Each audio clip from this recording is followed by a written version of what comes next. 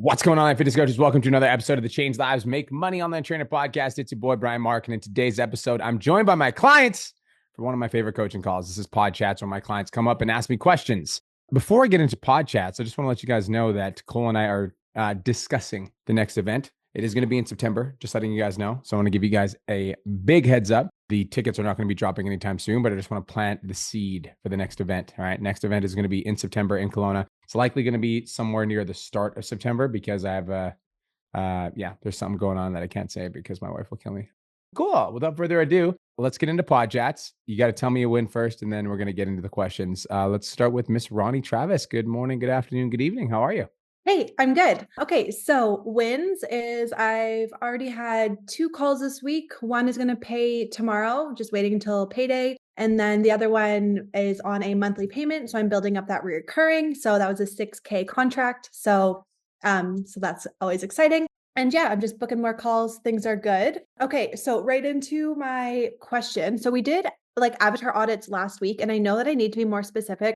And we kind of like settled on busy moms. But I remembered in Content Mastery, you said that your niche could be a problem. Yep. Right. And one thing I was thinking of is because a lot of my clients are moms, but like, I don't know, I'm not Clayton Snyder. I'm not the busy mom coach. Like that's not me. Yep. So one thing that I've noticed almost all of my clients struggle with is the diet roller coaster, but also like disordered eating. And like, that's a big part of my why. So when I first started, before I went to school, like I fell down the eating disorder rabbit hole and all the things, just like, and it really fucked me up for a really long time. And so I've kind of like, it's something that I know that I want to talk about more in my content because it's a lot of why I do what I do, but also why I coach the way I do. So I just kind of wanted feedback on that. Like, is that something that I should just keep for my content or my connection content, or yeah? So, but when I'm thinking about avatar, like first thing I look at is my client roster. When you look at your clients, like let's just like do a benchmark percentage. Like how many of those clients percentage wise have an eating disorder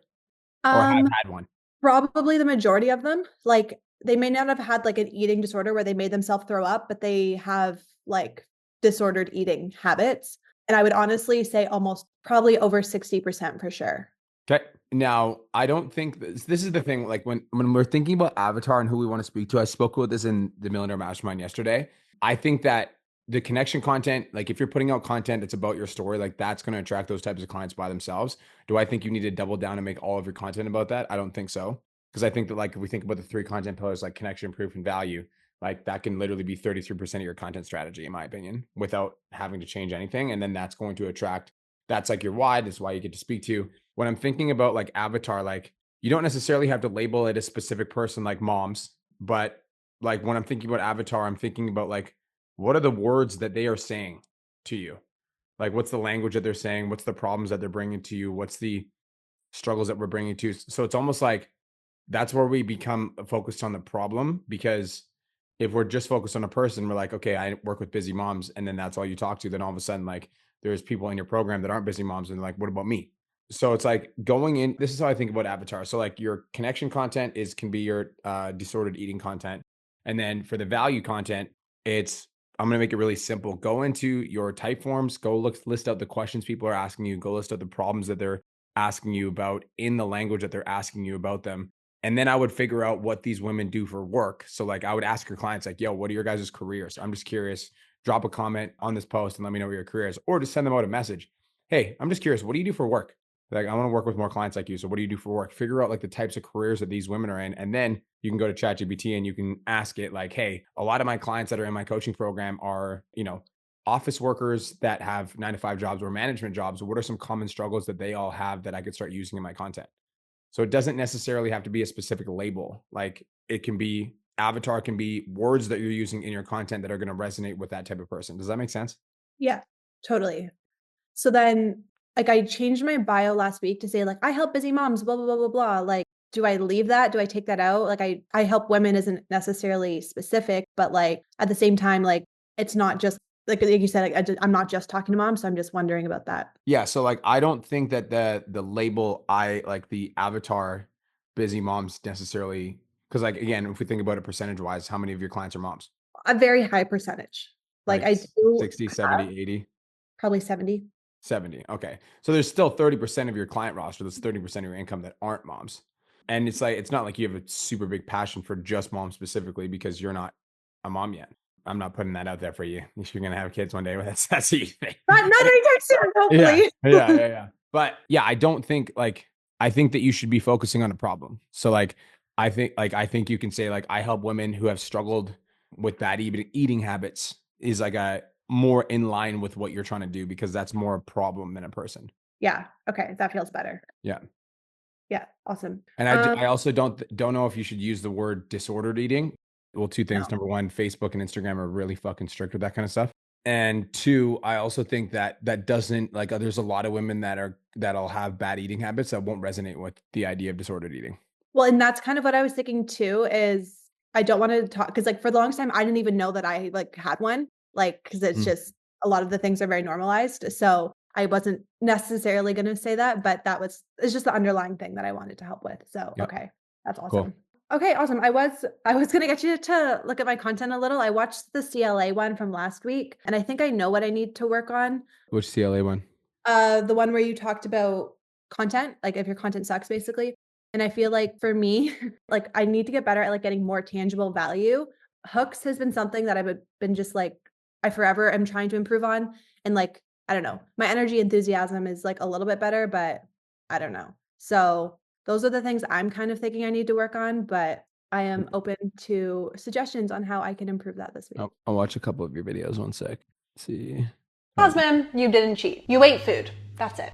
Stop fucking calling them cheat days. Unless you're sneaking around with somebody else's husband, you didn't cheat. You ate food. That's it. But every time you say cheat, you're reinforcing the idea that eating healthy is a punishment. And you're just setting yourself up for another guilt, binge, restrict cycle. How is making yourself feel guilty for living your life sustainable? It's not. It's literally just food. Move on and get back on track. Getting rid of the term cheat day has not only made it so much easier to stick with, but it's allowed me to create the body I want while still living my life. So stop making losing the weight feel so fucking miserable. Quality content is way better. Where's the background music? Actually, I wanted to ask you about that. For some reason, I don't know if it's my Instagram, but every time I go to add background music, it fucking is so loud you can't hear my audio. And even when I turn it like all the way down, Mm. it's like I don't know. I don't know if it's a glitch on my Instagram, but like yeah, or I don't Scre- know if it's I'm not like I don't have a setting turned on my mic, so maybe my mic isn't loud enough. I don't know, I would but screen record the sound from Instagram, then you can extract the audio on CapCut or whatever platform you use it on, and then you can put it on the actual video itself. So it'll have like an organic sound that's like original to you, like this type okay. of stuff. Our 16-year-old daughter. So that's like I just screen recorded the sound and I put it on the back of my video. Oh, okay. Yeah. Awesome. I'll try. And then Stop fucking calling them cheat days. Unless you're sneaking around with somebody else's husband, you didn't cheat.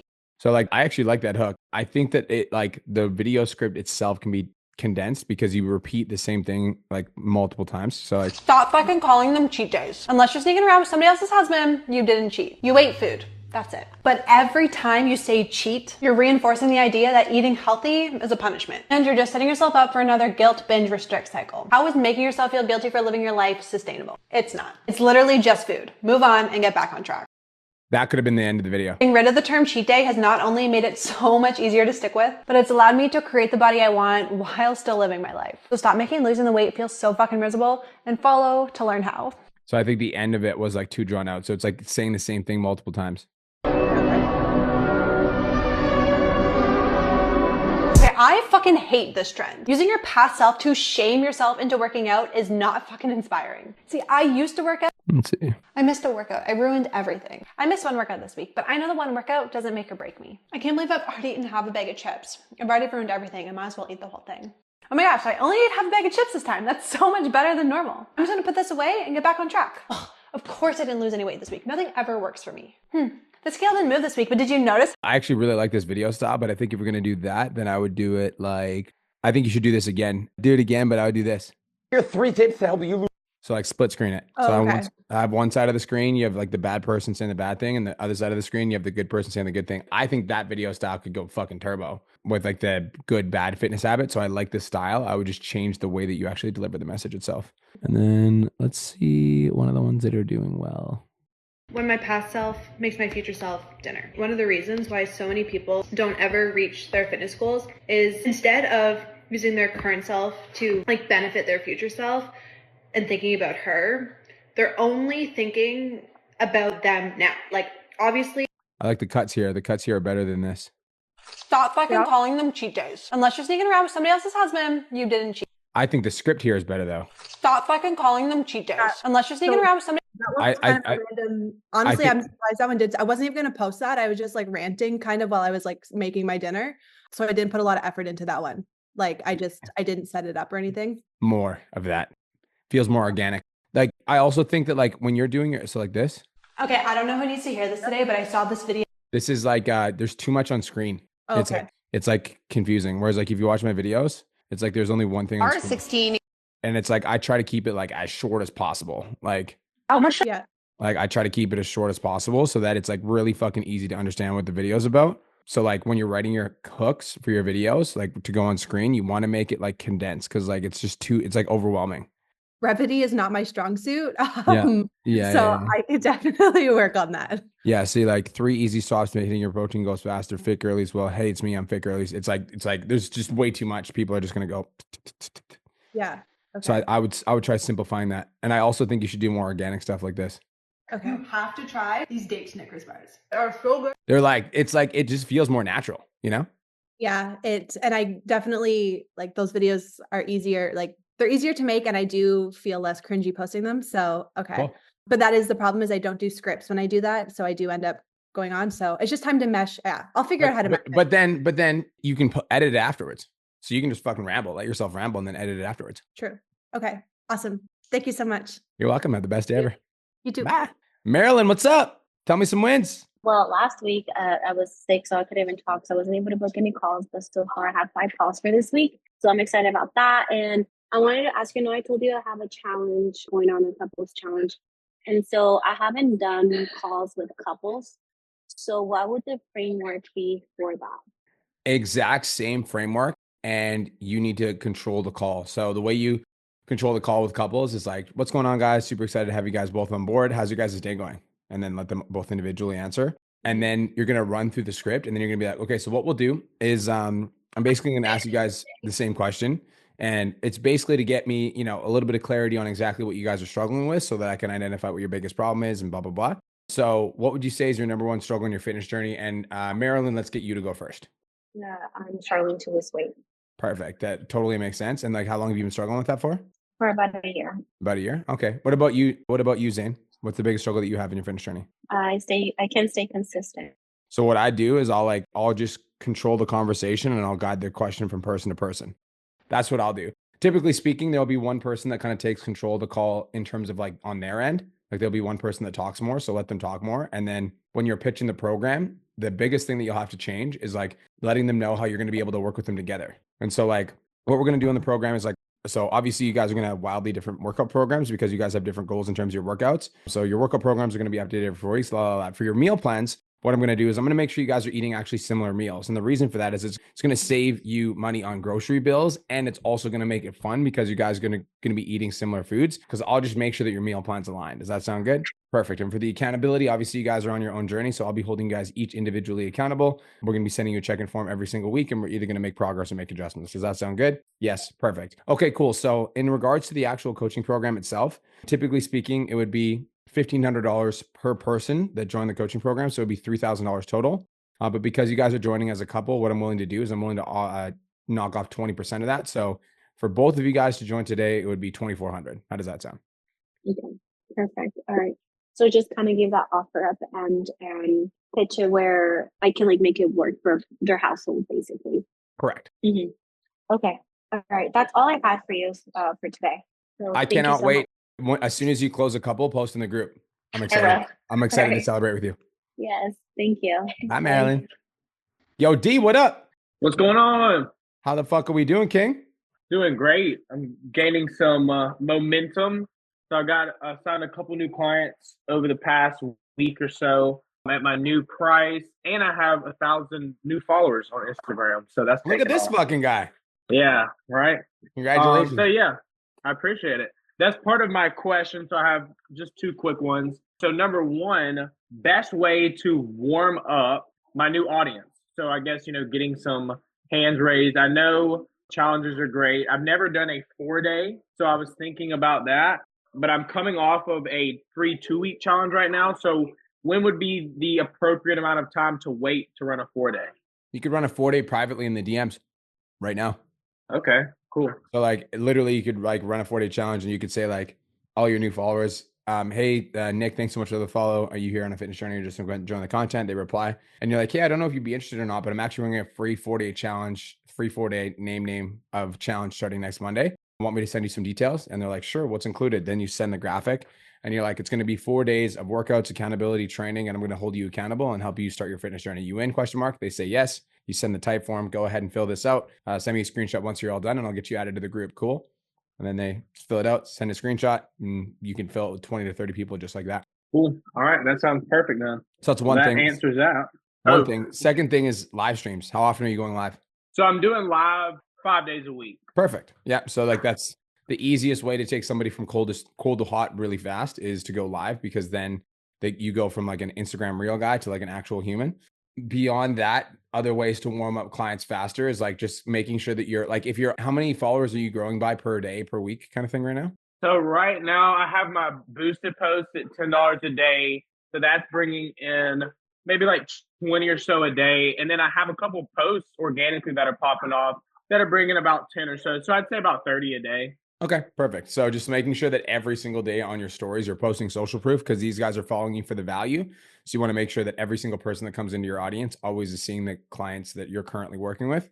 And then if you're up by 1,000 followers, another thing you could do is make an introduction post talking a little bit about your story. I would talk about how like you're a single dad and like raising your family and what that means to you and all that kind of stuff. But yeah, I would say challenges, live streams, and social proof every single day are how you turn people that are completely cold into actually interested prospects. Okay, perfect. That sounds good then. And then the second part, I was thinking about, and you could tell me if I'm headed in the wrong direction with this, but I was thinking about with my target audience being, busy moms, kind of doing like a self-love Valentine's Day flash sale. Yep. And so I'm going to do my soft CTA tonight going into Thursday. But with it being a flash sale 24 hours, I was trying to figure out the best way to kind of market that. Should I post that, soft CTA tonight, and then Thursday night post up, 24-hour flash sale? How would you go about that? Yep. That sounds like a good plan. I don't think you need to change anything. I also think the angle of a Valentine's Day flash sale is a smart move. I like it. Awesome. Sounds good then. I think that's it then. Zane, I have a lot of reverence for you, brother. I appreciate you. Man, I appreciate you. You're a fucking G. Congratulations. I'm glad your Instagram is growing and I'm happy you're signing clients. You deserve it. Yeah, man. Everything's headed in the right direction for sure. Everything you touch turns to gold. That's right. I know that's right. my man. I appreciate you. Yes, sir. Peace. D, what up? What's going on, man? How you doing? Best day of my life. Look at the fresh cut in this guy. I appreciate it, man. Fresh today, too. Fresh cut. I like it. Right on, bro. Wins. There we go. I was like, you got to tell me your wins.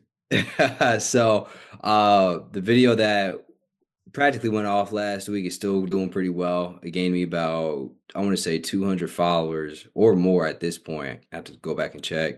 So that's lit, man. Been in a lot of conversations, a lot of DMs, so that's good. But my question is, I had a sales call last week, this was this past weekend, and one of the guys, he said he had to speak to his wife. So I went through the typical objection handler, and his wife was actually right there next to him. And I could hear in her tone when she asked him if he could invest into the program, she was like, figure out your fucking budget and then let him know. Like it was one of those things, right? Like she wasn't opposed to it, but she was trying to push him in that direction to figure it out himself. And it made me think, like, I could hear in her tone that she didn't have the respect for him in that sense because he couldn't make a decision for himself. I felt like if I was able to get that out earlier on the call, like, oh, my wife doesn't have the respect for me like how I want or like how it used to be. So I know by doing this, making this change, it's going to help me to gain the respect for my wife.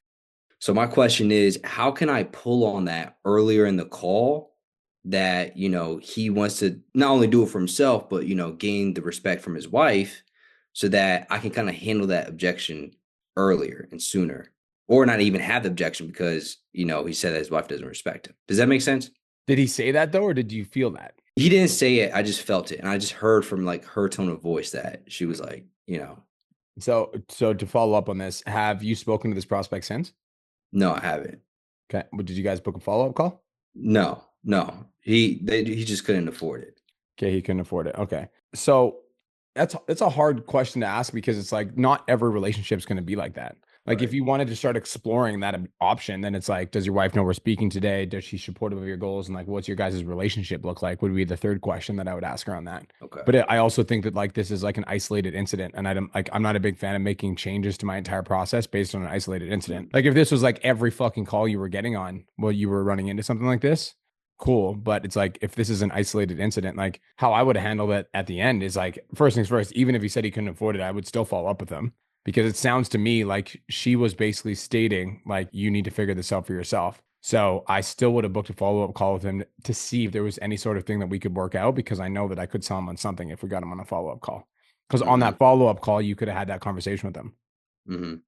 Okay. So like I'm not a big fan of changing processes unless it's like a repeating pattern, because you're trying to solve an isolated incident by changing an entire process when I don't really think it's necessary. That makes sense. So if I'm on the call with somebody and they have, it's a guy that has a wife, it'd probably be unprofessional just to ask him straight out, like, do you feel like, your wife has the respect for that you? Yeah. Yes. Okay. That is going to trigger sales resistance like a motherfucker.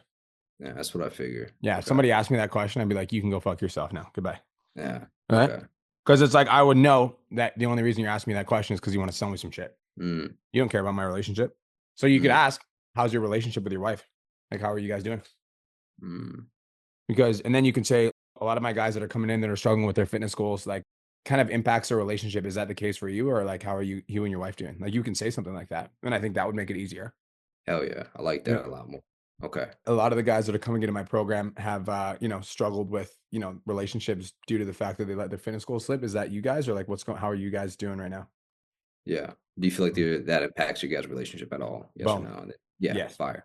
Okay, cool. Because then if they give the wife objection at the end, then you can be like, we talked about the fact that your guys' relationship has been affected by this. So do you think if we made this decision for yourself today that she would be on board with you being a better husband? I like that. Exactly. Yeah. I like that. Yeah, 100%. That's what I was trying to get to. Like, because when that objection does come up, it's going to be so much easier to handle it because he told you earlier, like, oh, yeah, dude, this would help the relationship with my wife. Da, da, da, da. So, yeah, this is perfect. Appreciate it. Cool. Appreciate you, bro. Oh, yeah. Love the cut. Looking fresh. Appreciate it, man. Appreciate you, brother. Talk to you soon. Peace. Maximus, I saw you were next. What's up, King? What's up, G? How you doing? Where the fuck are you? Wisconsin, baby. It's fucking snowing. What the fuck, dude? I thought it was cold in Kelowna. That looks wild.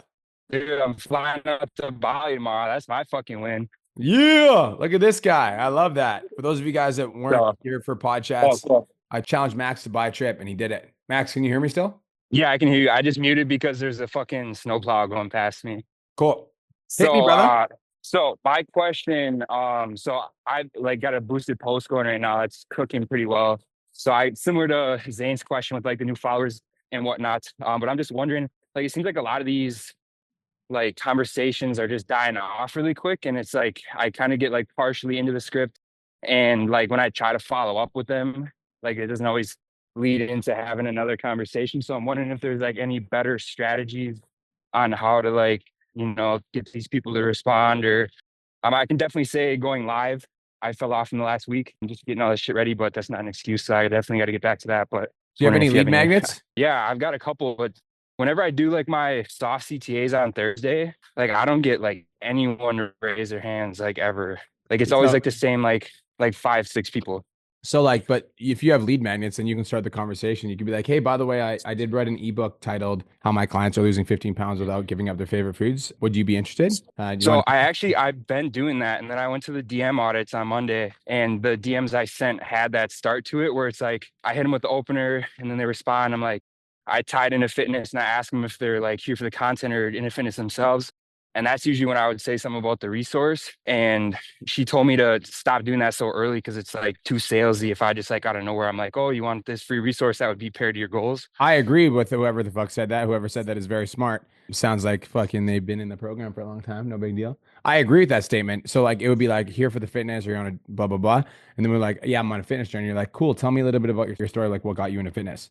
That would be question one. It wouldn't be, hey, you want my free resource? So like you need to treat every lead differently. Okay. So like there's obviously the baseline script. If you're struggling with warming up leads, you need to treat every lead differently. We've got the baseline DM script, but when you message somebody, they're going to give you a response, and based off of how they respond is how you need to cater your DM script. And so if somebody's a cold lead and they're giving you like 1 or 2 word answers, like that's where I would try to send sort of resource or lead magnet.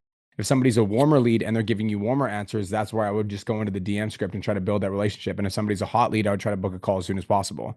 So like you have to gauge the message that you're sending based off of the temperature of the lead.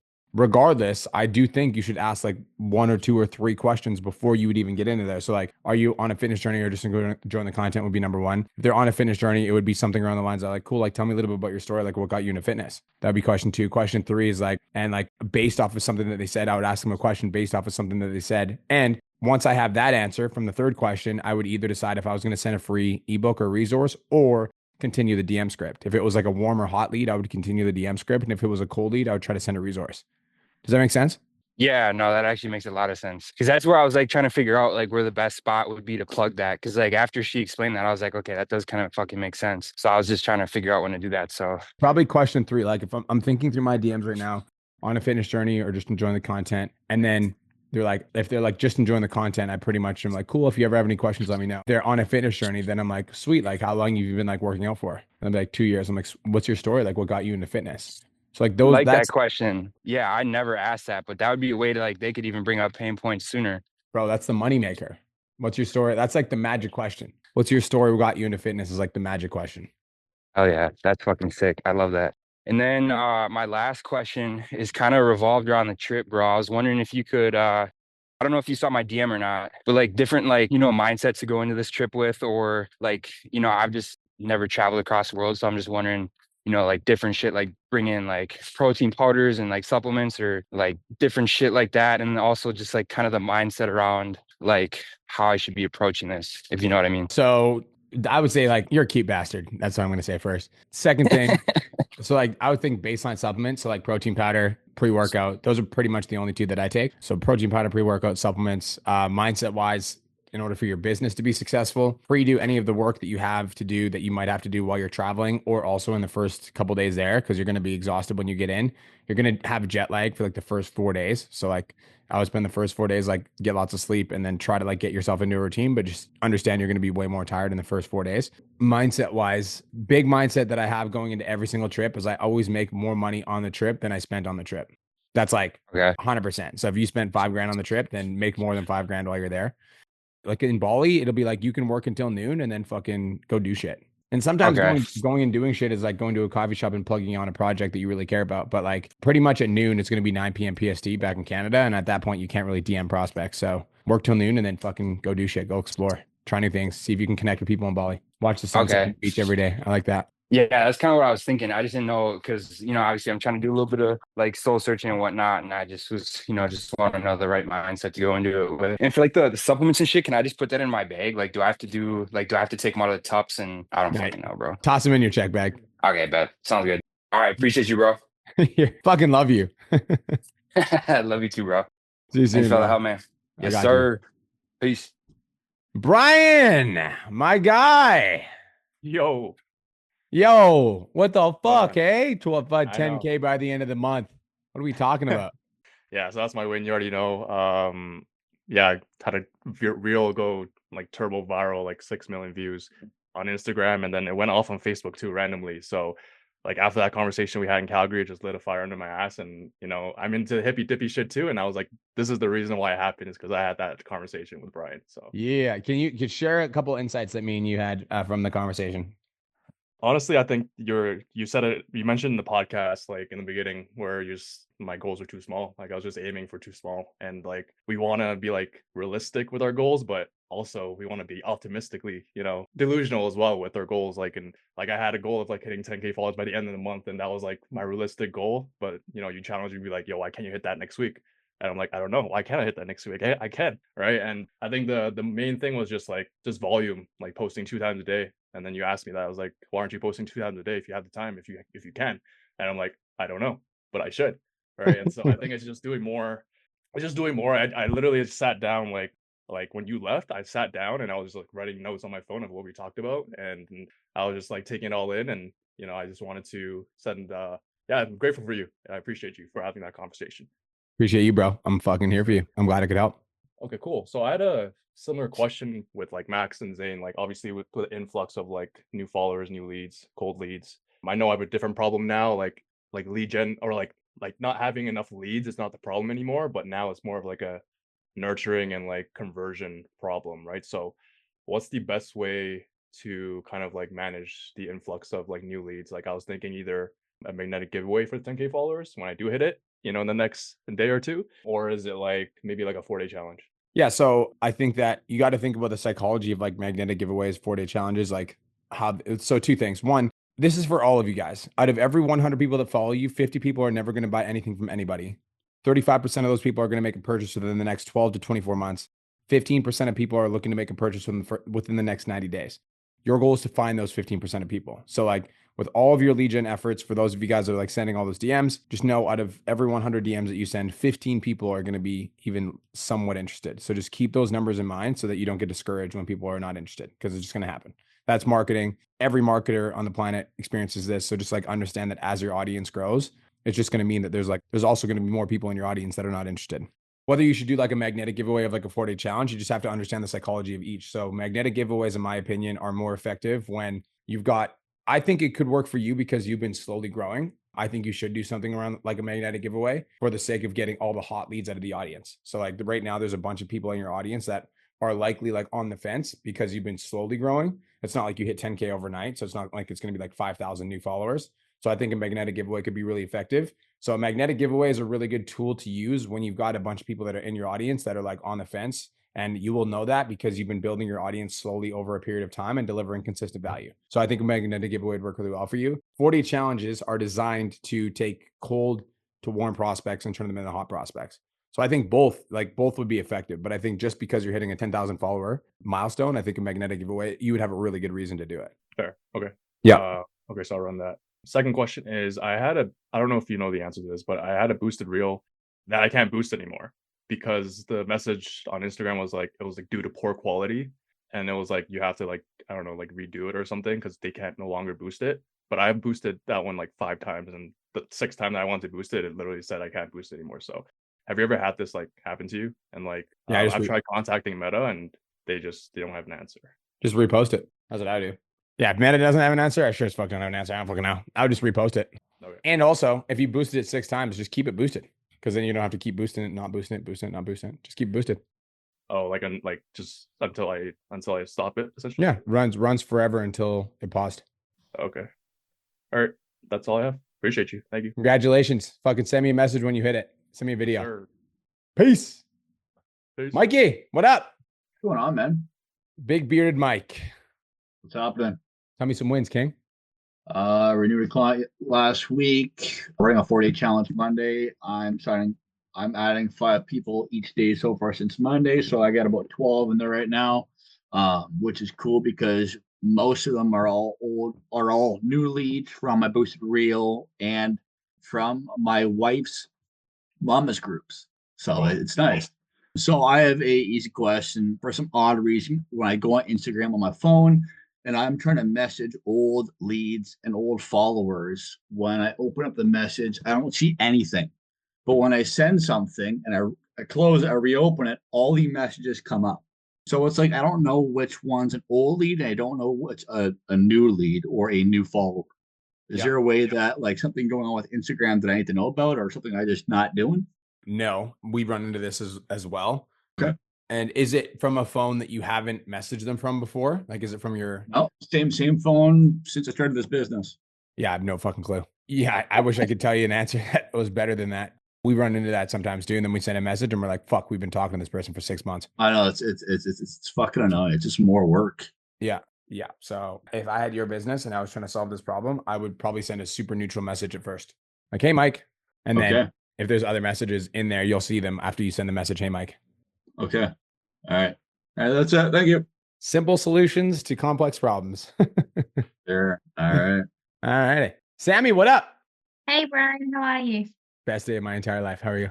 I'm doing fabulous. 2 wins. I signed a new client yesterday, high ticket one, and had like this little mini objection of wanting to think about it. And I like overcome it really beautifully. And then she signed up on the spot, and I was like, yes. So I just gave myself a pat on the back. Nice. And then a client re-signed yesterday with a paid in full, which was nice as well. So yay. Quick question. It's like super easy question, but you know how like on Instagram they've announced that they're doing that there's like a new option where you can restart your algorithm. And I don't know if you've seen that yet. I heard about it, that it's a feature that's coming out where people can restart their algorithm. And then I'm like, is that a thing? Like, what is that going to impact us? Like, is there something that maybe we need to do, or like what the fuck? Where did you see this? On what's his name? What's the Instagram dude's name? Yeah, he does. Mazzari. You told me his thing. The Build Your Tribe guy. Brock. 1 sec. I'm gonna see if I can find source of this information. I wanna know if that's a thing to be like Ranking, opportunity post. Yeah, I don't know. Oh, where's this fucking guy? Is this guy? Did he post it on his Instagram? I heard it on his podcast. Yeah, I haven't seen anything. If I see something and I think it's relevant, I'll share it with you guys. But yeah, that sounds weird as fuck. Restarting your algorithm. This is the credible source. So like if you guys are wanting Instagram updates as to like what they're doing, like follow this guy. This guy's the CEO of Instagram. Yeah. So if there's anything that's going to be relevant to you guys, I would follow this guy. But yeah, shadow. Yeah, I don't know what restart your algorithm would even mean. Yeah, almost like refresh it if you're just like sick of hearing that. Like, I don't know. Oh, that's why I was so like, what? Restart your algorithm as in, okay, so if it was as a user. Yeah, that wouldn't affect you guys at all, in my opinion. Okay. Because first things first, like we're all online coaches that use the platform consistently, and all of us have no idea what the fuck is happening, like that even what that means. And so if that is the case, then that means our fitness clients definitely have no fucking idea what that means. The only way that would affect anybody on this call is if every single person on Instagram made a decision to restart their algorithm. But even then, it's likely that they would look up the same shit. So like the way the algorithm works is as soon as you like a video, like if I go on your page, Sammy, and I start liking your videos, then Instagram's algorithm is going to see me liking that content. It's going to show more content like that to me. Okay. So like restarting the algorithm would basically mean a user could go in. If that's a feature, I haven't seen it, but that's what would happen is like a user could go in and just restart, but then any content that they start interacting with is instantly going to get shown to them again, if that makes sense. Yeah, definitely. Okay, so it's totally fine. And then just like at similar sort of concept with this next question. So I was noticing in my content, like when I was looking at likes and stuff, that there were like a fair few under 18-year-olds. And I was like, I don't want you guys. That's just wasting my time. So Janelle suggested to put like an age cap on my profile, which I did. I did 20. I was being generous. But is that potentially, because then I've just noticed I've had a few reels lately. I'm like, are the reels shit, or is my like view just dropped like by a quarter? And I'm like, is it because the age thing? But I only did the age thing yesterday. I think that, well, the age thing would definitely play a factor in it for sure. Yeah. Because it's like, let's say 10% of your audience is under 18. All of a sudden, 10% of your audience can't see your content. So that by itself would decrease the views on your reels. Okay. So it just might take a little bit to build it back up. Agreed. Yep. To the new audience. Okay, cool. Because then I was like, God damn it, my last couple of reels been really shit. But then I had like, it was like some did bad and then some did my like usual / a bit better. So then I'm like, okay, maybe I'm just in my head. Yeah. And I can get like that too. So you're not the only one. Okay, sweet. I think because like numbers are so low. So then when they're low already, like not, when you're in 10, 20, 30K and then your difference is like 10 to 100K, you'd notice it. But for me being like the difference between like 2,000 and like 800, I'm like, 800 looks like shit. Totally. So it's like, how much money did you make last month? $15,987. Yeah, fuck your view count. Right? Yes. I'd rather have more money in my bank than more views on my reels, just saying. Yeah, same. No, you're right. I know a lot of people that get a lot of views on reels that don't have a lot of money in their bank account. You got a good problem. Yeah, for sure. No, definitely. I'll just shut up and keep going. That's fine. Thank you. That's all I had. Nice and easy questions. I got you. Thank you. Dar Fuentes, what's up? Jessica, what's up? Segun, I see you guys in the background, just fucking absorbing. I see you. I like it. Ben Desmore, what's up? I see all my fam here. All right. Norman, what's going on, brother? Hey, man, what's up? Best day of my life. Tell me some wins. A win is this was my first, I hit 10K, first time recurring. So boom. Let's go. Yes. That's amazing. Yeah. Congratulations. Yeah, that's a big one. That's a big one huge. for me. That's huge. Yeah, more to come. But another one is I am working on 2 different lead magnets right now, Yep. 2 different ebooks. And it's the first time putting out one of those since I started here. And, you know, I just wanted to see, like, I'm thinking of launching one tomorrow. Yep. And what would you say would be the best way to do it? I'll show you. So simple is the best way. Check this out.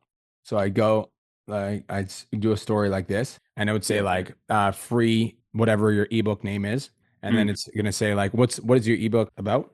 It's a workout program. Okay. So free blah blah blah workout program. I will help you get specific result in specific time frame completely for free. DM me free plan and I'll send it over. And then when people DM me from your story, I would have a many chat set up where it sent the first message and automatically had the workout plan attached. And then I would say blah blah blah blah blah. PS ... I'm running a case study starting next Monday. I'm looking for 5 specific people that want to get specific result. If that's you, reply to this message with the word case study, and I'll reach out to you to see if I can help. Okay. Yeah. So I do a story, delete all your stories, have one story up, make it very simple text like this. Like when I'm doing my CTAs like this, you guys, this takes me about 20 minutes to write this story because I'm trying to figure out how to say the most while saying the least. So just write the story, make the text very simple, and then have a ManyChat CTA attached. And then with your ManyChat CTA at the bottom of the message, PS ... case study. Makes sense. And I'm going to do like a comment, blah, blah, blah. And I'll send out my, at the end of most of my reels. Yep. And what would you say would be the best thing? Like everyone that comments, I DM them immediately. Yeah. Cause you can have a CTA attached to your reels too, bro. Yes. Yeah. And I do. Yeah. With ManyChat. Yep. So yeah, I'll do the exact same thing. Okay. So when people comment, I just, DM script. Yep. Okay. When they comment and then they reply, because you have a big following, when they comment and they reply, then DM script. If somebody comments but then doesn't reply, I wouldn't spend a bunch of time chasing them because a lot of these people are just wanting free shit. Okay. So I'm not, DMing everyone then. Yeah. It's automatically sending the resource to everyone. And then when somebody sends you a message back, that's where I would engage. Okay then. All right. Right. And this is the first time I've made new ebooks. I've been running like the 3 same for 6 months. I think I don't know if that's too long. Like how often would you recommend putting out a new one? I've ran the same fucking resource for a long time, bro. 3 to 6 months, I think is a good enough time frame. The only time I would change it up is if my lead flow started going down. Then I would change it up. But you can find a different way to say the same thing 100 times. And then as soon as it stops working, then I change it. Okay. Makes sense. All right. I'll get to it tomorrow. Okay, bro. Congratulations on hitting 10K. That's fucking amazing. I'm proud of you, bro. Let's go, man. Thank you. Let's go. Mr. Dan Lamb. What's up, brother? What's going on, Brian? How are you? Best day of my entire life, King. How are you? I'm doing good. I signed 6 clients over the past couple of weeks. So things are moving in the right direction. Feel really good on sales calls as well. Super chill, confident. That was something I was working on before. How much revenue are you at for the month so far? I'm at 6K right now. Nice. That's fucking awesome. So I have a couple questions around content actually. So I know usually you don't turn these into content audits, but I was on content audits with Kenny last time, and he sort of gave me a little bit of advice on kind of speaking more specifically to my avatar and really dialing in the hooks. And I guess recently I've been feeling a little bit stale when it comes to ideation and trying to figure out how to, I guess, innovate my content or kind of make it better. So I figured maybe you could take a look through it and see if there's anything I'm missing or need to improve. How many followers did you have when you first started with us? I think I had 10.8, 10,800. I like this. 15.3, my boy. Let's take a look. I also love the way that you respected the pod chats. And I like that you know the flow. You're usually this isn't a fucking content on it. Respect. All right. Touche. I got you. Today, I'm the guy sees me, all right? Touche. Handles is way easier than you think, even if you're busy as hell. This quick 3-day workout plan will help you shred fat and get lean. Each workout is gonna have 5 exercises. 1 back, chest, arm, leg, and shoulder exercise. Do 3 sets each with 2 to 3 minutes rest in between. And superset, arm. The reason you can't get rid of your love handles is because you're randomly eating and snacking. Instead, here's 3 nutrition tips you need to shed the fat for good. Number 1, stop skipping meals. Just like how you've been skipping the gym for months. Aim for 3 to 4 balanced meals so you don't late night binge. Number 2, get around 40 grams of protein per meal and 0.7 to 1 gram of protein per pound of body weight daily. Number 3, meal prep for 3. The reason you can't lose belly fat is because you're randomly snacking and binging. You'll never lose belly fat as an Asian unless you avoid these 3 mistakes. Number 1, eating way too many carbs. But wait. Working out every week but still stuck with belly fat? Avoid this mistake. You're scared to lift heavier and injure yourself, but that's exactly why you're stuck. Because if you don't challenge yourself while in a calorie deficit, you'll lose muscle instead of belly fat. If you have a narrow back and want that V-shaped look, but aren't sure if you're doing lat pull downs right, steal these 4 technique tips. Sitting upright and driving your elbow. Dude, I think you're onto something. I don't think you need to change a fucking thing. Yeah, maybe I was in my own head because like before I was getting a lot more traction with like those reels that you're watching right now. Yeah. And I just like feel like it's slowing down. Yeah, I think that's normal. And I think that if it's like, okay, so what's let me see some of the reels that popped. So let me take a look. If you have 20 to 30 pounds of belly fat to lose and struggle to balance work and fitness, stop skipping breakfast and rushing out the door. I get it, King, you're busy. But this just sets you up to overeat for lunch. And if this exercise is painful and you don't even feel it in your shoulder, steal these 3 form tips to fix it ASAP. Number 1, make sure your elbows are slightly bent so you don't put unnecessary stress on your elbow, just like how you put stress on yourself at work. Number 2, lead with. Give me another one. The reason you can't get rid of your love handles is because you're randomly eating and snacking. Instead, here's 3 nutrition tips you need. That's a repost, right? You reposted it? Yeah, I reposted it. I've been doing that recently because I just kind of feel a little stuck with ideation. Okay.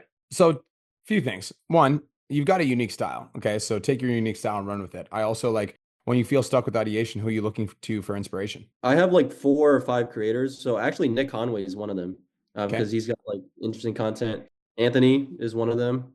Yeah. So I have a few things to say. So a few things to say is let's try a different content style. So this is like one of your content styles, but like I want you to try experimenting with some 6-second reels. So like 6-second reels that have all the value dissected in like a 6-second reel, such as, where is it? This one. Snoop Doggy Dogg and Dr. Dre is it's like this and like that and like this and it's like that and like. So that's an example. Another example would be something like you're in the gym working out, and then it's something like this. 2, 3 into the 4. Snoop Doggy Dogg and Dr. Dre is it's like this and like that. This was literally the exact same fucking talking script that I used in one of my videos that went viral. I just took the same talking script and I literally put it on a fucking reel. So like if you have a video that's performed really well, then try taking that video and putting it in a talking script. Or taking a talking script and putting it on a 6-second reel. Another thing is like you're using props really well, but I don't see like give me like a high level demonstration of value. This is the same piece of advice that I gave to Anthony. I know you're looking to him for inspiration, but like show me like a high level of expertise. And the way that you do that is like with a whiteboard or like show me how you can get clients results. I actually, since he's on here, I saw a post from a boy. This is a couple weeks back. I want to see if I can find it, where he talked about just the way he did the video fucking slapped. I was like, that is really good content. Where is it? See if I can find your whiteboard video. Segun, you know where that whiteboard video is? You know which one I'm talking about? Whiteboard video where you're like walking through here, your client lost the weight. Where is it? Let's see. Was it this one? Here's your busy professional fat loss. This is an example. This is a great piece of content. Like that looks fucking clean, right? And like it's like it looks professional. It looks put together. And I'm like, when I watched, there was one of the videos that you did where you're talking about how one of your clients lost 30 pounds, 40 pounds or something, and you did it all on a whiteboard. And I was like, that's fucking lit. So find different ways to deliver the message. So you've obviously found a way to deliver the message that's good. But this is the thing, right? If people are used to the same style of content as you're posting, they're just not going to tune in because they know exactly what to expect. That's the reason I started putting a bunch of different styles of content on my page, because I wanted people not to know what to expect, right? So like when you come to my page, like this is my regular, no, that's not actually my regular. This is my regular content style, but people came to expect this, so my views went down. So that's why I started trying different things. So like, write this down. This is for you, Dan. Same content, different delivery. So take the same script and find a different way to deliver the script. You can change the delivery by using a whiteboard. You can change the delivery by doing a fucking role play. So you could talk to yourself, or you could get a friend involved. Like you could dress up as a different character and then get the different character to say stupid shit. Here's 3 tips to help you lose weight. Stop making these 3 mistakes and you're fat. Like that's not even a different character. It's just me with a fucking hat backwards and a shitty lisp. Hashtags, SEO, get off my damn porch. Watch time, stupid kids. You too, bro. Value, storytelling, highly edited, simple edits, quality, quantity, and quality. Same content, different delivery. I've done that in a talking reel before. I just changed out the delivery. Does that make sense, Dan? Yeah. So with those type of videos where you have the split screen, like how do you edit that? Go to ChatGPT and ask ChatGPT and it'll tell you. All right, fair enough. Because you want my fucking honest answer? I don't know. He doesn't. What do you do, Dan? What do you do, Nick? He said hire an editor. The way you'd hire an editor is you go to Fiverr.com or Upwork, or you actually have a big social media following, Dan. So if you made a post, you have 15,000 followers. So if you made a post being like, yo, looking for a video editor that can create fire edits that are better than the ones you see on my page, if you think you can, send me a DM that says editor and let's have a conversation. 100% you would find a video editor. You have 15,000 followers. Guaranteed there's one in your audience right now. That makes sense. And I had one more question. So I noticed recently, because before I hadn't really paid attention to Facebook, because I would send the same messages, same opener, same everything on Facebook to new leads. And like for some reason, my response rate was like terrible. Is that normal? Or like is there a different strategy to reach out to leads on Facebook, or is it just the same thing? I think it's the same thing. I also just think that like Facebook's a little bit different. I think that Facebook's more community based and it's more effective on Facebook to get them into a group and then start the lead gen process from there. But on like Instagram people are on fucking Instagram to be either on the platform or in the DMs. And I think the platform on Instagram is just set up to optimize for DMs. Like when I tag you in my story, like automatically you get a DM about it. So you open your DM. So Instagram is more based around DMs, or Facebook is more based around the community and the news feed. And it's not like in order to open up your DMs, it literally takes to a different app, which is Messenger. So I think that the Facebook is more of like a community-based platform. So I think it can be a little bit different. I can ask Janelle what she does to lead gen on Facebook if you'd like a little bit more of an effective strategy. Because to be honest, I don't do it. But yeah, it is a different platform. So the rules will be a little bit different. Okay. Yeah, I do have like a free school community. So it's I use that as a lead magnet to put my resources in there. So people would join that and then get the free resources. Would that be a strategy you would be implementing more? Yes. On Facebook specifically, yes. Okay. Yeah. All right. So that's pretty much. Yeah. So your homework, I want you to change up your delivery. I'm going to give you 3 different content styles you can use. Okay. So number 1 is you can do 6-second videos. So 6-second videos that have a sound, and you take the very similar script and you just put it on a 6-second video. Number 2, you can do a role play. So you can dress up as yourself. And I think you're funny as fuck. So I think it'd be really easy for you to play a character. So like you're a smart Dan and then the fucking character Dan, it's got the backwards hat and shit. And you're just whatever. Just fuck around with it. And then thing number 3, I want you to experiment by delivering your information on a whiteboard and like deliver your information on and I'm going to give you another one that you can experiment with, Dan. Go to the grocery store, or drive through, or fast food restaurant. So like those are 4 different content styles you can play around with. So same content, same message, different delivery. I wrote it all down. Thank you very much. Appreciate it. You're welcome, brother. Hope you have a great day. Bye. Nick, what's up? What's going on? How we doing? Oh, you already know, son. Best day of your life. We already know. So a couple good wins. Got some new clients. We're staying consistent on Instagram. We're doing good things. We're getting into more conversations. More people are reaching out, and it's a good thing, right? And can't complain. Love that for you. So a couple things that we over the last couple training calls, really started dialing in, I guess, like different types of avatar, just kind of going through the systems and kind of just seeing what needs fixed, what we're doing good, what's going. One thing that I started realizing is that we're getting good conversations, but our DM process just kind of was like slipping somewhere, and we were getting people that were lost. Basically, like I don't know if it's a lead tracking thing or if it's just because there's just so many notifications. And as somebody who does get a lot of notifications on their list, where do you do all of that? Because it's hard to do it through Instagram and stay consistent with a lot of the conversations that are going on, and we're losing people in that like abyss. Yeah. So I'll give you a very simple system. Anybody that gets asked the question, mind if I ask a couple of questions to see if I can help? Star them. Star them. Yeah, you can star them on Instagram DMs. Just add a star. So if you go right now, go to Instagram DMs. Star. Am I really this techno? Like you're good. Or you can edit label, and you can put lead. Boom. Save. Oh shit! I didn't even realize that was because you could flag, book, lead, order, paid, shipped. What the hell is all this? Okay, I gotta get that. Okay, right. Cool. So like add label, you can flag, done. Flag, save. Now it's flagged. So that's an easy way to do it. If you're also, are your VAs logged in through Meta Business Suite? I am. Okay. So on Meta Business Suite, you can also assign labels. I didn't hardly ever use that though. Is that recommended at all, or using labels? Meta Business Suite. So if your VAs are having a hard time tracking, then I would have one of them in your DM starting the conversation, then the other one in the inbox that's like labeling them. Because when somebody's labeled through the Meta Business Suite, you can see those labels through your phone. Like I can see all the people that are labeled as booked, as an example, as one of our tags. Like I can see all the people that are labeled as booked, and like that just allows me to like not lose people in the sauce. And that's all through Meta Business Suite. You can oh shit. Yeah. Okay. It's cool. That solves one of those questions. And since we've been looking into that, I started realizing that my avatar is more problem oriented instead of individual oriented, which is it's more tailored to women, but getting started, coming back, having done a program, failing at it, and then kind of coming to me and being like, I'm the guy that's going to help them get themselves back together. With that being said, this is kind of like just new. What's the best way of making the content around it? Still doing the same way that I'm doing? Because I mean, obviously it's working because it's getting views, but I want to be able to like kind of sell more like in the content rather than me having to do it in the live streams and really nurture them in the DMs. So two ways. One is if you know that your avatar like is getting back into the gym or getting back into fitness or getting back on track, whatever, literally being like, listen, girl, I get it. You fell off track. You tried the diet, didn't work, failed.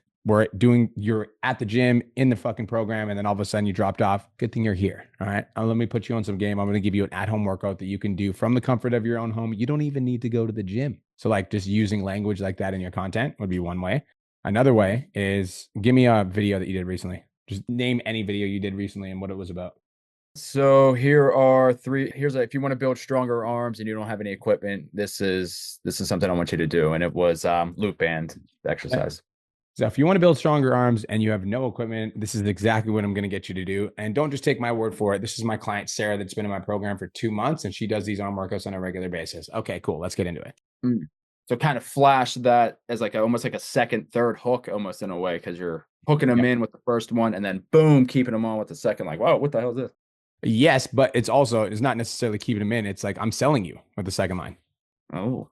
Right? Because I'm like, but don't just take my word for it. Check out my client Sarah's been in my program for 3 months. Look at her arms. Yeah, it's amazing. She does workouts like this. Let's get into it. So you're adding social proof to the content. And then get into some of the workouts. Now, I like it because I haven't done that. And I think that's something that would be different. That's great. Another question for you is using the podcasts as a lead magnet. So your guy set me up, great reference, really good guy. So he set me up. We're ready to rock and roll starting next week. And we're launching the podcast. Now, what are some of the best ways to utilize that as more or less lead magnet, kind of like how you do for your podcast? I'm pretty sure a lot of us who are here listen to your podcast and then signed up with you. So what are the best approaches to kind of go about doing that? There's only one. Send traffic to it every day. Like the only reason that you guys listen to my podcast is because I send traffic to my podcast literally every single day. Go to my Instagram stories. You're going to see a post about me promoting the podcast. So you have to send traffic to it because that's the only way. Because especially like your Instagram is growing, Nick. So I'd send traffic to it every day with your stories. And I would also have like a highlight reel that said podcast. And then I would have like a link for people to be able to subscribe to your podcast. So that's one way, is to send traffic to it every day. Second would be to like have a highlight reel. Third way would be in the DMs.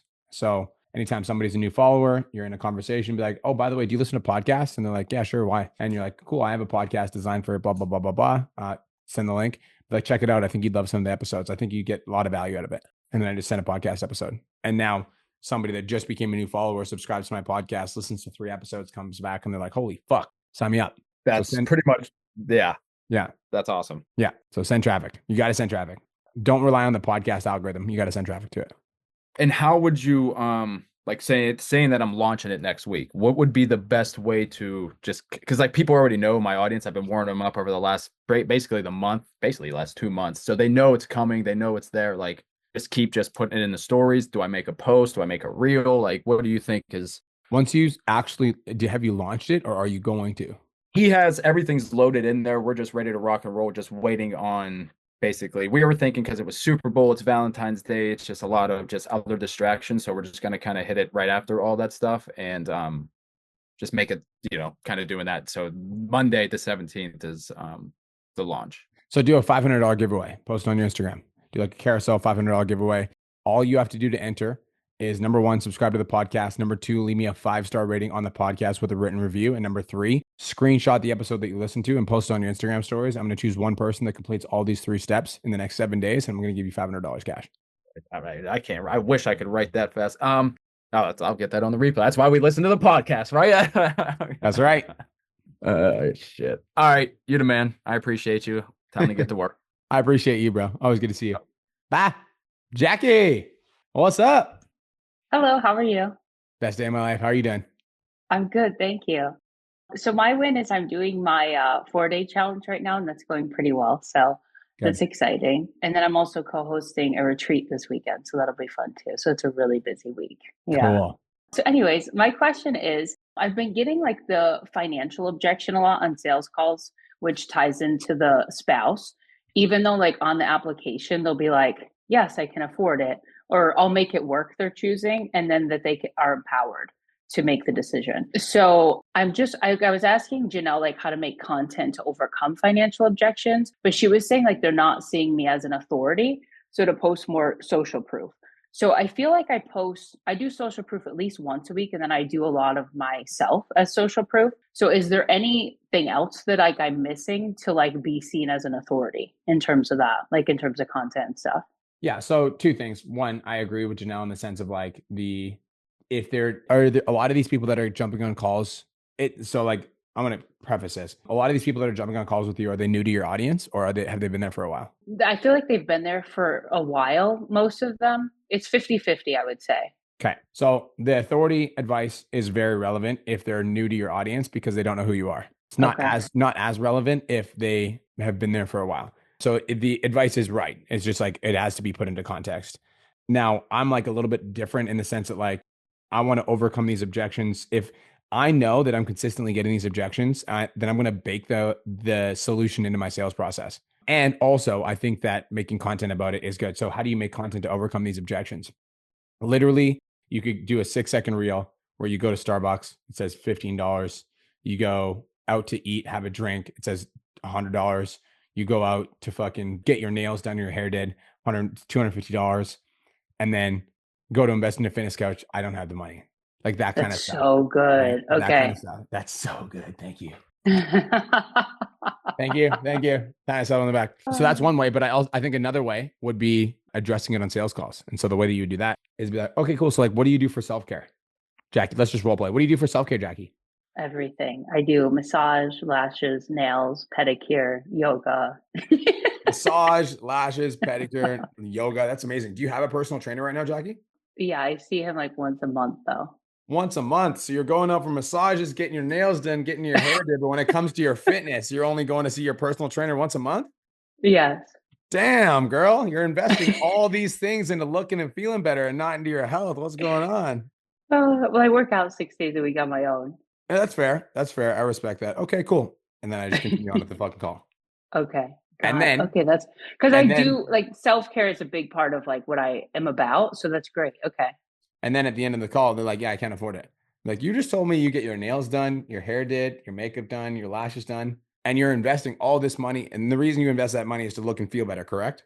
Yes. Would you argue that being confident in your own skin is the best way to feel good about yourself, regardless of what you're wearing? Yes. So do you think investing in yourself would be a worthy investment or not as worthy compared to like getting your nails done or your hair did? Yes. The nails wouldn't mean anything at that point. So I bake that into my sales process. I like it. Okay. Because there's one chick, she was like, you know, she wanted to lose the weight for April to go on the vacation. And then she said, but she bought another vacation. I'm like, what?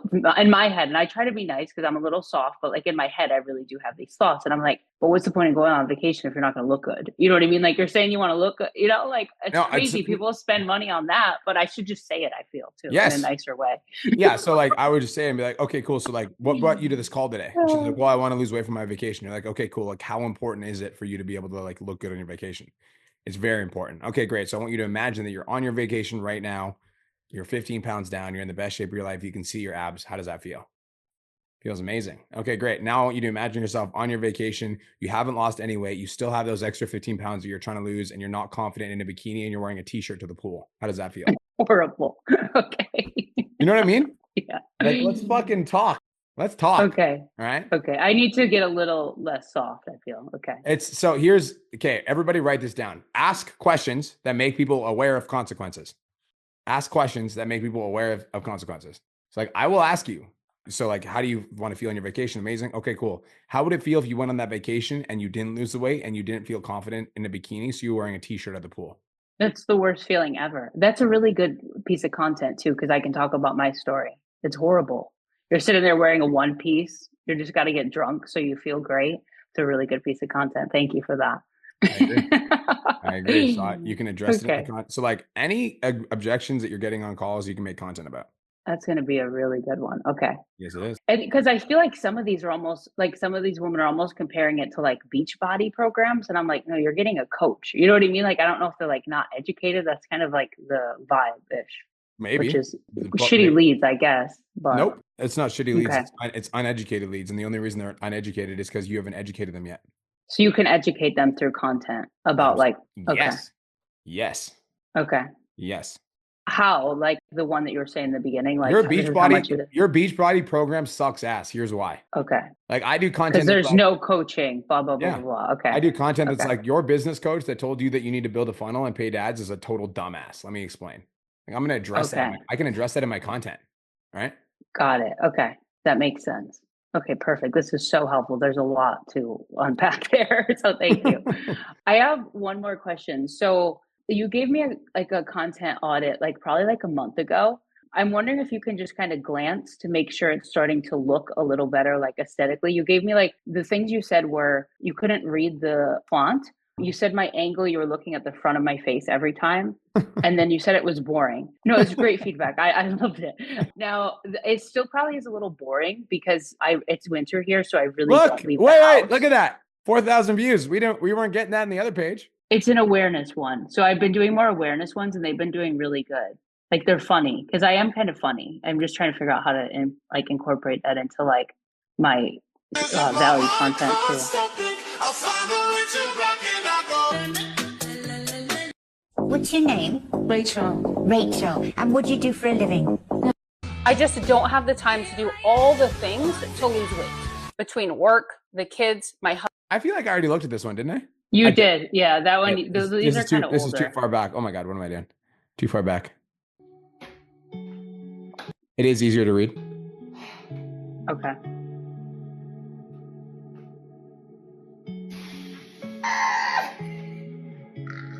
Ladies, the scale is lying to you. Here's why the scale goes up and down and what to actually track instead. Day 6 of me teaching you exactly how I went from this to this. Here are my pictures and weight from this morning. Your weight can fluctuate by 2 to 5 pounds daily, but it's not actually weight gain. However, if you stop showing up for yourself because the scale went up, then it can... Is significantly better than your previous That video. one did really good, actually, like on TikTok. Yes, significantly better. So I'll teach you how to make this even better. You need to tighten up the scripts now. So check this out.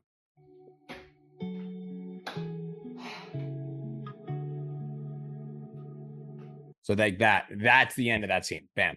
So all this, wasted space, wasted space, wasted space, wasted space, wasted space, wasted space. Ladies, the scale is lying to you. Pause. And then watch this. Watch what you do with your fingers here. You like come up to the, I know that you're ending the video because you like come up to the screen. So you got to cut that. So like, this is for all of you guys. When you're filming content, say a line, deliver it hard, and then pause. And then do whatever you were going to do. The reason for that is then when you're editing, Jackie, after you're done saying that line, you can cut right to your next fucking sentence. Because in this, one more time. I also don't think the sound matches the video. Okay. I was trying to like evoke emotions because this is what I have to deal with every week with my clients is like the scale obsession. So women are nuts with this. So see how you're moving towards the camera? It's because you didn't pause Yeah. that line. Oh, okay. I almost saw it there too. So say a line and then pause, meaning don't go to tap the screen immediately. Yes. Okay, got it. It's like for I me, know I do that. For me, I was doing this. Like I was like saying a line and then I was looking over right away. But then when Nick was editing videos, I'm like fucking twitching in my videos. So significantly better. Okay. Significantly better. Tighten up the scripts though, like and condense the video and make it short and sexy. What's this one? Stop wasting your time doing hours of endless cardio. If your goal is to lose weight and tone up, do this instead. Day 7 of 30 days of me teaching you how I went from this to this. And no, lifting weights does not make you bulky. It makes you toned and strong. Here's why. It boosts your metabolism for 36 hours after your workout. It tones your body so you don't get skinny fat while losing weight. It shapes your body so you can keep your curves in all the right places. Add strength training. Hey, you see what you're doing there? You see it now? What did I do? Like how I keep tapping the screen? Yeah. I gotta slow down on that. That one my did pretty God. good on TikTok. Good. I gained 2 pounds. All right, now that I have your attention, let's talk facts. Day 9 of 30 days. You have way too like upbeat of a mood to have like do do do. Like this song makes me want to be depressed, but then your energy makes me excited. I'm like, what? I'm like confused. You know what I mean? But scripts are better. Scripts are better. Okay. Last thing I'll say is I want you to change up the frame. So the frame is like most of your videos are filmed with you this close, right? So I want you to change up the frame so that they can see more of you. Oh, okay. So move back. Change up the frame, right? Okay. I could also fucking lower my chair. Change up the frame. Okay. Yeah, fucking give me a different look. I'm getting the same. Okay. Look. I'm getting the same look in every scene, so it doesn't look like you're doing different scenes. That makes sense. Okay. And then I want to start playing around with 6-second things. So I noticed in somebody else's, you were saying like just take the same value, post it in like a 6-second. Okay. I'll fuck around with those too because I feel like that'll be helpful. Cool. Perfect. Thank you so much. I appreciate you. You're welcome. I hope you have the best day of your entire life. You too. Thank you. Thanks for always coming up and being a good client. Peace. Thank you. Act 10, what up? The win is I sold the highest ever package that we have sold so far. It's $750 per month. Yeah. And the goal of this month is 10K MRR. Fingers crossed. Yeah. So the question for you is, so now we are doing more mindful DMs. In the past, I wasn't given long answer and digging deep into their pain. I was just booking the calls and leaving a lot of money on the table. Now I'm more building conversations and relationship. I want to see if I'm doing okay or not. So what would be a good ratio to book for people who reach out to us? Yeah, it's a complicated question because it depends what they're reaching out for. So I'll give you CTA from a hard CTA. Yeah, again, it's complicated. I haven't really figured out a formula for that because some of the people that reach out aren't very serious. Some are. Again, it's all subjective. Here's what I will say is this is the number that you should start measuring. How many calls are you guys booking per week? 10 to 20 or 20 to 20 average, we can say. Okay, so I want you to go into the last 4 weeks and identify how many calls you guys have booked on average per week for the last 4 weeks. And then your goal is just to increase that number. That's the easiest way to understand how to get better at DMs. And then you'll know based off of whether or not you're booking more calls, whether or not your DMs are effective. Because like it's hard to measure per CTA specifically organically because some CTAs are going to create hotter leads just because of the specific thing that you said in that CTA. So how do you, instead of measuring the individual aspects of the system, I measure the effectiveness of the system as a whole by having a benchmark for what my average number is and then increasing that average number. Does that make sense? Yes, that makes sense. Got it. Yeah. Great. So focus on the system itself, not the individual aspects of the system. Okay, we'll do that. Number 2 question is, right now we have around 5,000 people in our email list. Do you recommend us to ignore it until we set the DM system, or just start to send a couple emails or newsletter to get the low-hanging fruits? I definitely think you should send emails. I think once or twice a week is more than enough. And I think I would say twice a week. One of them is value. One of them is a CTA directing people to your Instagram. Okay, so directing people to Instagram, not a booking call. Yeah, because people are a lot less likely to go through a booked call sequence over email unless you have a deep understanding of email marketing. They're a lot more likely to send you a DM on Instagram. And right now, that's the game that you're optimizing. So I'd be sending traffic to Instagram from your email. Okay, got it. My questions are done. Thanks for answering. I like buying the experience so I don't mess up much. I appreciate you, brother. Last thing I'll say is when you do direct traffic to your Instagram from your emails, make sure you actually link Naja's account in the actual email itself. So put the link to tap so that people can open up Instagram directly and just shoot her a message. Yeah, I'll link directly the inbox, so when they click, they will directly go to the inbox, not even the profile. Boom. I love it. Got it. Cheers. Cheers, brother. Cameron Smith, what's going on, brother? How are you, my man? Best day of my entire life, King. How you doing? Yeah, very well, very well. Brother, I'm still struggling with trying to be efficient with content creation, particularly with my scripting. And the other thing I'm struggling with is trying to get props are okay if it's like a food thing, but trying to get like angles and movement and thinking how to get that to be sort of more engaging in my reels. And it's just, I'm finding I reckon it probably takes me 3 hours to do one reel. I don't know. 3 hours? Like how, yep. By the time I script it, move the camera, set it up, like each time I'm doing different cuts and stuff, then go on InShot and edit it, it would take me at least 3 hours. Then put it through the captions app and get all that working. It'd take me 3 hours to do a reel that I think is good enough to post. Yeah. So first things first, bro, is like you need to outsource the editing. Like outsourcing the editing will solve the majority of the problem because you're trying to solve the entire problem yourself. So you can outsource editing to a good editor for $20 to $30 a reel. And that like your time is worth significantly more than $20 to $30 an hour. Because if you had that 1 to 2 hours back from editing that content, you would be able to film 10 times the amount of content. Yep. So I think that's the first thing, bro, is I would outsource that completely. Second thing is, are you batch scripting and batch recording, or are you doing them one at a time? I'm redoing my calendar at the moment because I was all online and I've nearly gotten rid of everyone. Sorry, face to face. I've nearly gotten rid of everyone face to face. And now I can sort of start to implement that.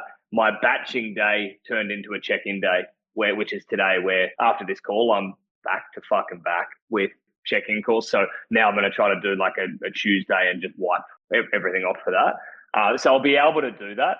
But when I have, like on a weekend, tried to batch script, again, I just like, I'll go over the same reel and I'm like, it's too long, it's too shit, blah, blah, blah. And I'm sort of procrastinating. I'm not getting enough volume out. Yeah. So 2 things. 1, give yourself 2 hours to batch script and create a definitive number of how many scripts you need to get done. So like 2 hours to get 10 scripts. Any suggestion? 2 hours to get 10 scripts done. Parkinson's law states that the time that you give the work, you will fill that time with the work. So if you give yourself a whole day, then you'll take the whole day to do 1. So it's like 2 hours to get 10 will be where we start. And then once we're good at that, then it's like you can get 10 in an hour, but you have to get good at the scripting part first. So scripting is a couple hours. Then you film for an hour and a half, 2 hours, and you just get those 10 reels that you batched done. I actually think you should separate the scripting and the filming, because after you're done scripting, you're not just going to want to film all of them. It's going to be fucking annoying. So I would do 1 to 2 hours of scripting and then separate it, do 1 to 2 hours of filming, send all of those to an editor and get that editor to do all those videos. So can I ask you a question? If you were doing like food reels, like this is how I'm cooking an air fryer fucking meal. Again, like there's no way I could do that. Like I've actually got to cook the food and stuff. So it's going to take the actual time to do that, plus all the times you screw up the shots and whatever. Would you expect that to be slower? Like with the talking reels where you're just talking about either mindset or fucking how you helped a client overcome something, that I would get. But when you're actually showing how to do something, do they take longer? That's a great point. So like knowing that, I don't like doing a lot of reels that take a fuckload of work. Like I don't. I'm like, give me the easiest possible way to get to the fucking solution. So like, I would say 80% of your reels should be reels that you can just fucking film. Okay. And then 20% of your reels, you can put a little bit of extra effort into, but like maybe part of the struggle is that you're like putting 2 hours of work into every reel, where like you could just simplify your content process and create reels that are easier to create as like 80% of your content, and then 20% of your content. I think the reason I've been doing that is to try to give the most value. My guys are they don't believe shit can be easy unless you show them it's fucking easy. So it's like, mate, it'll take you 10 minutes to cook the chicken breast in the air fryer. You don't have to watch it. Like, shut the fuck up. It's not hard. But I literally have to do a video to show them step by step, this is how you do it. And that stuff just takes time. It's not like telling them, oh yeah, use an air fryer, it's easy. It's like, I've actually got to show them. Or even using the Ninja Creamy and making those ice cream, like the high protein ice creams and stuff. Like even with that, like for an example. So, I get it. So like for stuff like that, do you do that for your own fitness journey? Yeah. Yeah. So I would this is how I view this, is like, don't make a content session out of it. Just record yourself doing the thing while you're doing it for yourself. And then you can do a talking reel about how it's so fucking easy to make food. And then you're like, watch me do it in the next fucking 30 seconds. But even when you're doing that, like say I'm doing an ice cream, I've got to make sure the camera can actually see what I'm doing. I can't hold the container, pour the thing in while I've got the camera. Do you know what I mean? So I have to use some sort of tripod, and then I've got to make sure the lighting's right and all that. And then you make, say, the base, and then you've got to freeze it. The next couple of steps aren't happening until tomorrow. It's a real fucking pain in the ass. I get it. I just think that, like, if you're going to do a video like that, that's like a once a week video. Okay. Yeah. That's definitely what I'm doing wrong then. Yeah. Cause like that, I don't do that. Okay. Nick will come to me, videographer, with like a complex idea. And I literally tell him where to fucking put his foot. Okay. That's not easy. I've literally been trying to make all my reels that caliber. Yeah. And it's been doing my head in. Yeah, I don't do that. I'm like, I will deliver you the value in a way that's simple and easy to understand, in a way that does not take up my time and energy, because I don't play that game. Copy. All right. I just got to figure that out then, how to do that. I agree. I also think that, like, this is like, that's part of your new scripting process, is how do I deliver this information without taking up so much of my time? Yeah. And then one last question. Do you do any periods of like ideation before the scripting, of just like, okay, I'm going to spend an hour going, right, what are these 10 scripts going to be on? Or what are the next 100 scripts going to be on? Do you do, and have like, you do cardio? What kind of cardio do you? Mate, only sparring. You only spar? Okay, cool. I was going to say, go for a walk and do it on a walk. So yes, I'll do some ideation, like do a 15, 20 minute walk and then do ideation on your walk. Okay. Yeah. I'll walk. Yeah. Cool. Yeah. All right. Done. Thank you, brother. Receive that hoodie too. Sick. Appreciate it. You deserve it. $10,000, bro. Congratulations. Yeah. We'll try and get it again this month. Yeah. Let's go, brother. Talk soon. Thanks, bro. Have a good one. You too, brother. Judith. Hi. How are you? I'm doing fucking great. How are you doing?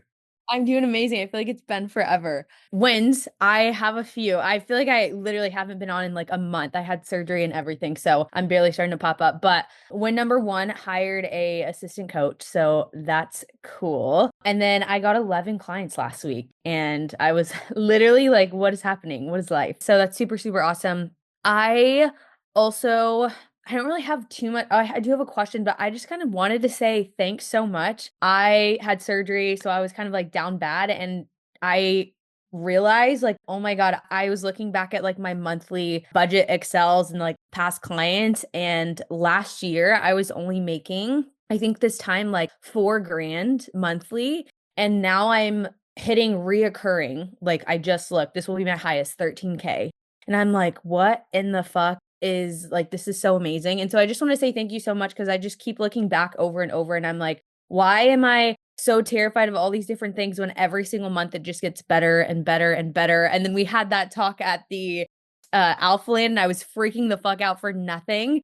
And so yeah, it's just super cool to kind of see everything. So I just wanted to say a big, big thank you to you. Ah, thank you. I received that, and you deserve it. That's fucking amazing to hear that you go from $4,000 to $13,000. That's fucking crazy. Thank you. And so question, because now I'm getting back into just kind of like showing up, like I'm feeling better physically. So now I get to kind of pop in everything on the back end. I've been like taking care of that so much. So that has eased like client messages, everything. Like I'm not having people message me 24/7. I'm like, thank God I can breathe right now.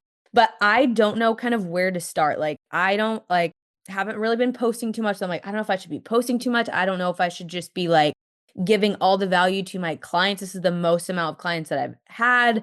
I don't know. I just don't know where to start. Like I have assistant coach. So like we meet every single week. I'm just like, I'm in this good mix. I don't know if that's a good thing or like, I don't know what to do. Like I feel good.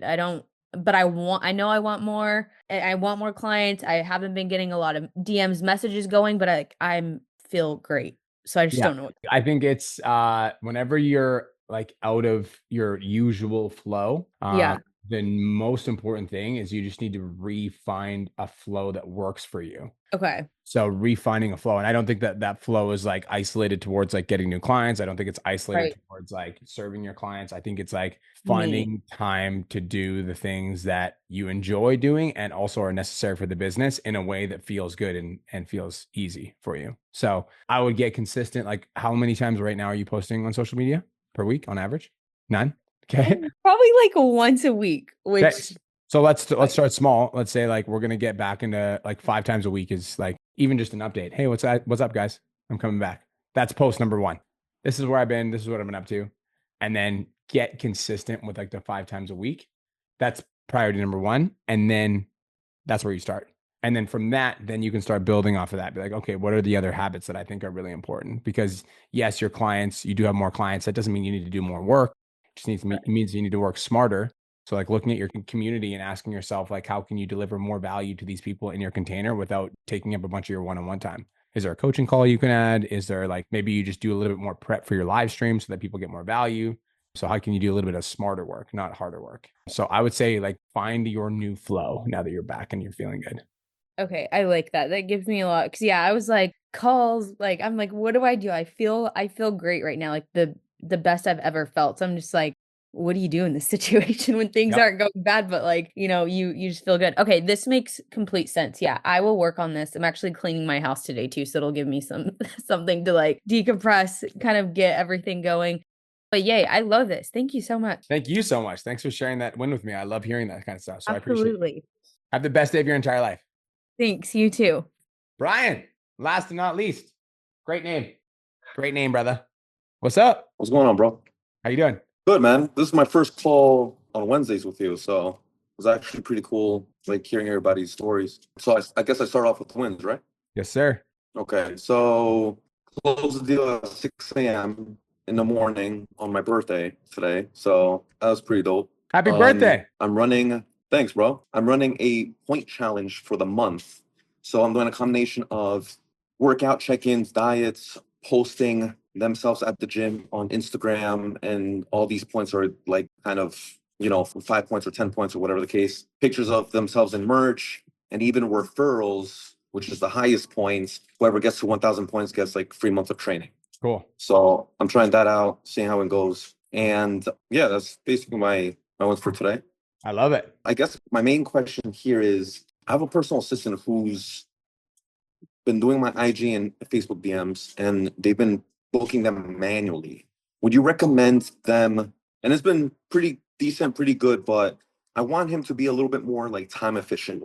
Do you recommend him sending out like a link to book themselves, or so it could be more time efficient, or is this way like the best route as an appointment setter? Yeah. So appointment setters, like I always think it's better to do send out a calendar link, because the calendar link, you can ask some pre-qualifying questions and you can text and email reminders. So I definitely think, like in my personal opinion, it's a way better system, because if you manually book them, you can't automatically set text and email reminders. And for that reason alone, it's not good.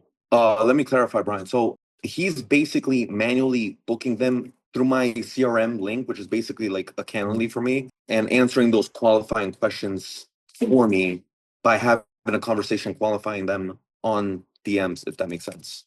Yeah, I still would send the link. I don't think it makes sense to manually book, in my opinion. Okay. Yeah. All right, cool. And you mind if I ask a side question? Go ahead, bro. Yeah, a lot of people are saying boosting posts a lot on this call, bro. And I don't have one right now. I'm wondering, what post should I boost? Last time I did it, I got like spammed by like the country of India. And I just got a bunch of like followers from India. Yeah. So I don't know if like my targeting was on point or not, or. Yep. So I'll give you a very simple framework to follow when you're boosting. Instagram.com. Do you have a reel that's already performed well and is getting you followers by chance? Does it have to be like current, or it can be just like in general? Nope. Doesn't have to be current. Yeah, I would say maybe like my first one. Like my target demographic is women 30 to 40 building glutes. So I have one that's like 3 simple ways to build a Colombian ass or Colombian booty. So let's say I went so take that one, and then you're going to go on your Instagram app, go to boost. Yeah. Once I go to boost, I'm going to show you. You want to get people to visit your profile. Who do you want to see your ad? You want to create your own targeting. Do not use Advantage Plus. It sucks ass. And then you're going to name this. Let's say you'll name it like women's fitness. Locations, you can specify the location. So just do USA. Boom, save. And then interests, you can go keep it broad. So I go like fitness. Okay. Wait. So Brian, going back to location, like USA is okay, Yep. Okay. Just leaving it like that. No specifics, not like no like major cities or anything like that. This is where a lot of people go wrong with targeting, as they try to get too specific. But the way that the algorithm works is it's going to show your content to people in the US, and then whoever your content's resonating with the most, it's going to show that content to those people more, because Instagram and Facebook want you to spend money on ads, because if you spend money on, like, they make more money if you make more money. So they're going to show your content to whoever's going to resonate with it the most. So I go United States, and then the interests, I go really broad. So I'm just going to go fitness. Cool. You can go like wellness if you want, health and wellness. Cool. Love that. So like super broad. And then you can go working out, physical exercise. So I go broad, and it's and then I'll go age. You can go 25 to 40, and then you go go to female. Boom. This is it, right? So it says 18 to 21 million, great audience size. United States, fitness and wellness, physical exercise, 25 to 40, female, save, boom, done. That's how much do you think I should put? I would say $10 to $20 a day to start. And then once the ad, like once you can see that it's bringing you in followers that are in your demographic, I would increase that. Like, how much are you making per month right now? Through my fitness, probably around floating between 16 and 20. Yeah, 16 and 20. Okay. So yeah, I would start $20 to $40 a day is where I would start. $20 we'll start with. All right. Yeah. And as it starts making more money, then you can increase that. And then you mentioned the goal of the boost was to just bring in traffic to your page, not following, no DMs, nothing like that. Once it brings traffic to your page, and I would change, if you're going to boost that reel, I would change the first line of the reel to say follow at Brian Abarca for more value.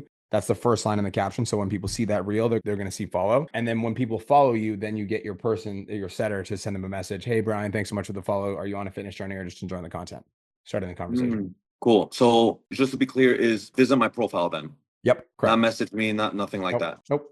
Cool. All right. Love it, brother. Brian, you're the best. Appreciate you, bro. Happy fucking birthday. I appreciate it, man. And I'm looking forward to that mansion event coming up.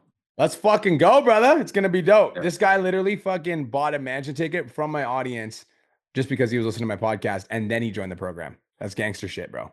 Fuck yeah. I appreciate you, bro. I'll see you soon.